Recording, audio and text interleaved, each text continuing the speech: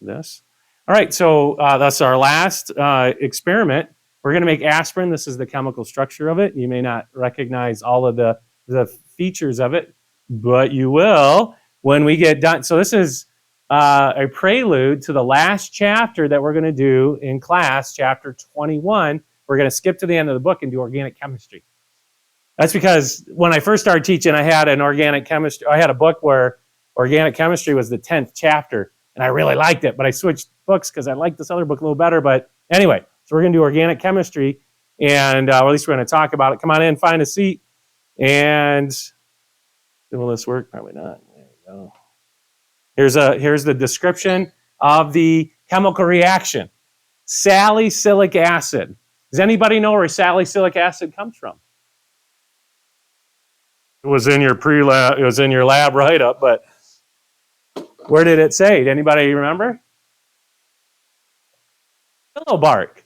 The willow tree. You know, the one you swing on or you pull the limbs off and make great whips? Not that I know anything about that. From the bark. That's where they extracted salicylic acid.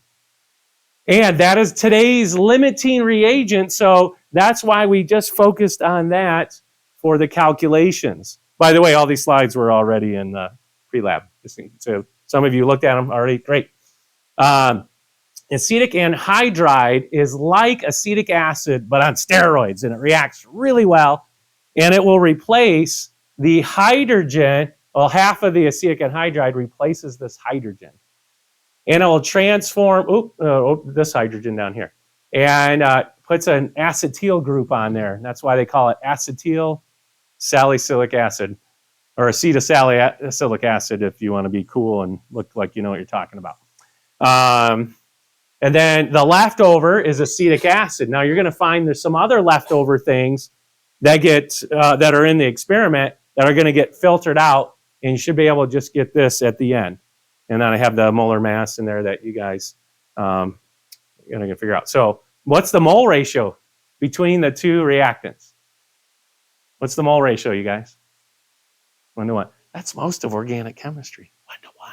They have it so easy. Not all the time, but much of the time. All right, so this is you guys. This is a white solid right here. I'm clicking through a bunch of stuff. There we go. There we go. Willow bark. Anybody know where you get? It's like acetic acid. Where do you get acetic acid? Oh, called vinegar. Where do you guys get vinegar from? Anybody know where you make vinegar from? Ask the question, where does alcohol come from? Do we know that one? Maybe not. They actually come from the same process. It's fermentation and rotting fruits or grains.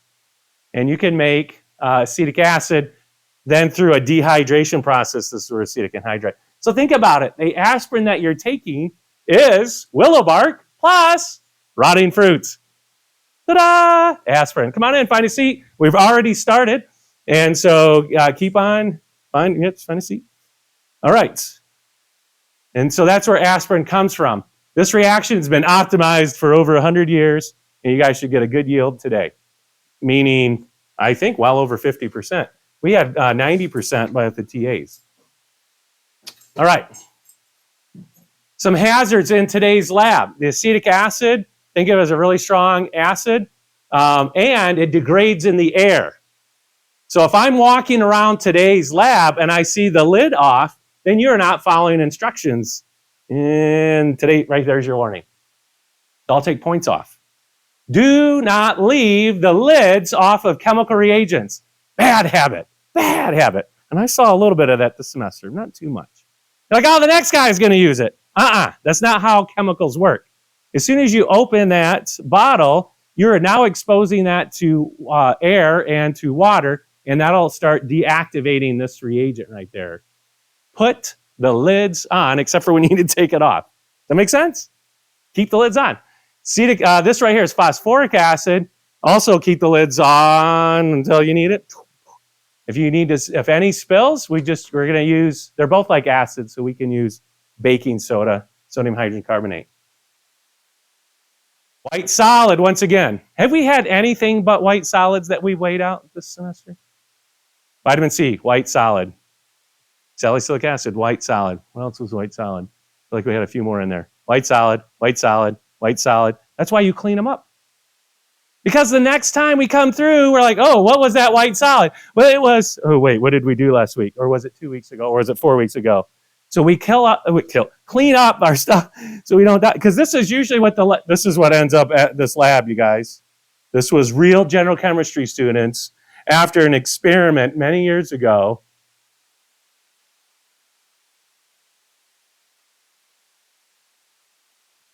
That's just bad. That's just bad. See, you'd say, well, I put the lid on. No, lid on, screwed tight. Screwed tight. Good chemical procedures. You have been warned and you have been trained this semester, I hope, in the right way. So today is a little bit of a test. And if I see a messy fume hood, then everybody's losing points in the lab. Because I don't know who's using what. So you're warned right now. So this is the warning. It's not hard, you guys. Put the lids on. Clean up. You make a mess. So this is first warning. Keep the balances clean. Keep the lids on tight when not used. Keep the fume hoods clean.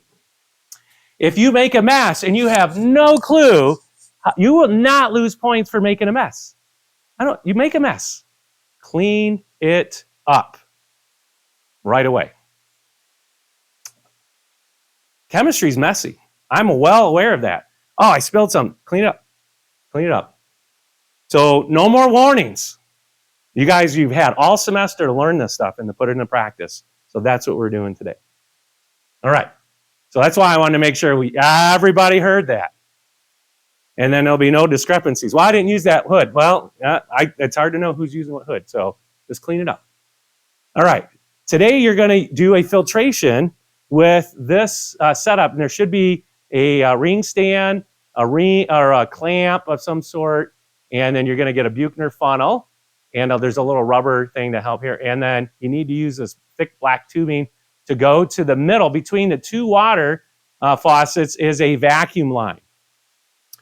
You need to clamp it because it will easily tip over and you will lose all of your products. We already, some safety. These things are already corrosive. I think we talked about that. They're all corrosive, so we got to clean them up. If you have any extra solid product from the salicylic acid, if you somehow just throw it out into the trash. Everything's actually, even though it's corrosive, it's actually quite safe. You can put it in water, it'll dilute it, and it becomes diluted and inactive, and it's no problem. Isn't that crazy? It's just because they're so concentrated. That makes them dangerous. All right, so 2 points today on that. But your first thing you're going to do is the setup of the reaction flask with a clamp, and you're going to put this, get some water boiling, and then you need your regular thermometer in there to keep this between 75 and 80 degrees. 75 and 80 degrees. If you keep this boiling, what temperature will the water go to? 100.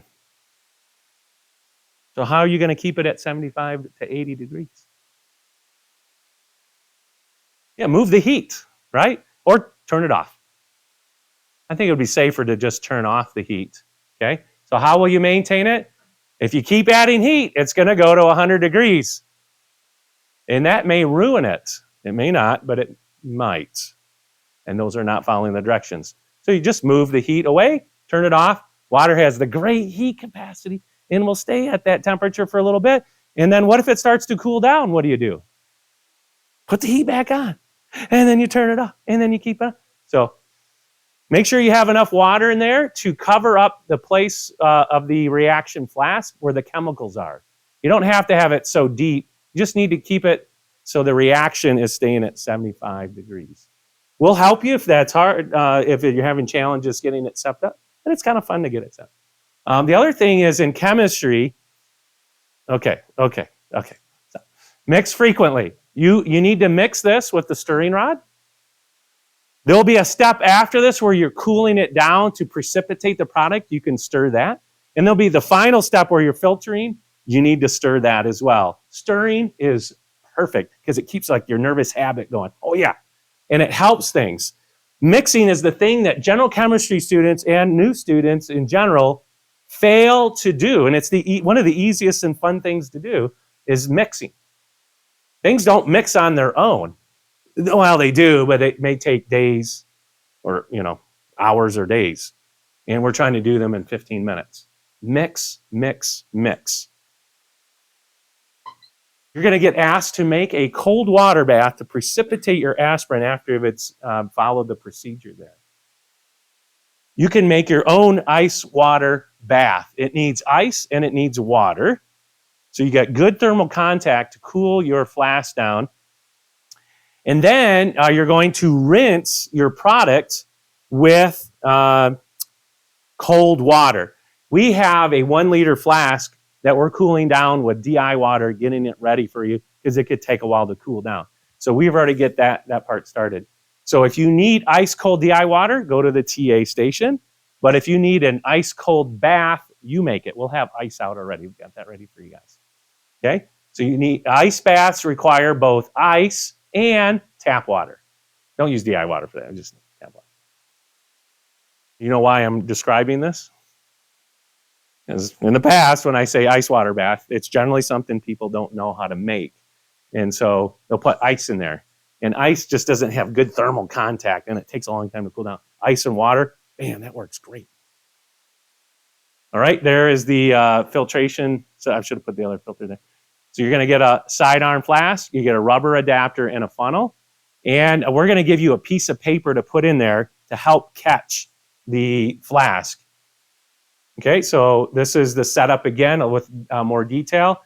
The line, vacuum line, if it's when it's off, it'll be perpendicular, and then you make the valve parallel, and it will turn on. If it's not turning on, some of them don't turn on. You may need to go to the other side of the sink, and if that one's not working, let us know. We'll put you someplace. And this is where you're going to recover the aspirin. Nice, fluffy white powder again. Oh, man, it's white powders all over the place. And it will look just like the starting material, but it's actually different. All right. If you're having trouble getting your product out, we have with the TAs a little rubber policeman, they call it. It's just a stirring rod with a little rubber part, and that can help get the stuff out of your flask. But usually some cold water rinses will do it. Then we'd like you to store your dried product in a little glass vial, and then we're going to analyze it next semester. And even if you're not coming back next semester, we would like to have your sample. So that'll be part of checking things out. Questions about today's procedure of the aspirin? Just wanted to remind you of a few things there. That's fun. It works really well. Organic chemistry is a lot of fun, except for the class part where you got to learn how everything works. All right. Actually, I like that part too. Okay. Okay. Now the second thing you do while there's heating or while there's drying on the filter process or whatever going on, I would encourage you towards the end while you're filtering and that's drying, you can go and get your locker checkout sheet from the TAs, and you can start checking out of your locker. So you filled out the in column when you guys started this semester. You are going to fill out the out and the difference columns. Please put numbers in them, not check marks. I don't know what you mean by a check mark or an X. I don't know what that means. And you can come up and define it to me later, but that's just a waste of time. When I'm asking you, put a number in, I give you an example right there. And then these are the prices of things if something broke. And then if you feel like it was not your fault or something, you come talk to me and we'll work things out. We actually have a shelf in each lab that's called the lost and found shelf. Maybe you lost something, you should check there. Okay, so today we want to keep track of that. You guys sign at the end. I'll sign or the TAs will sign as you check out. So please put a number in the out column. No X's, no dashes.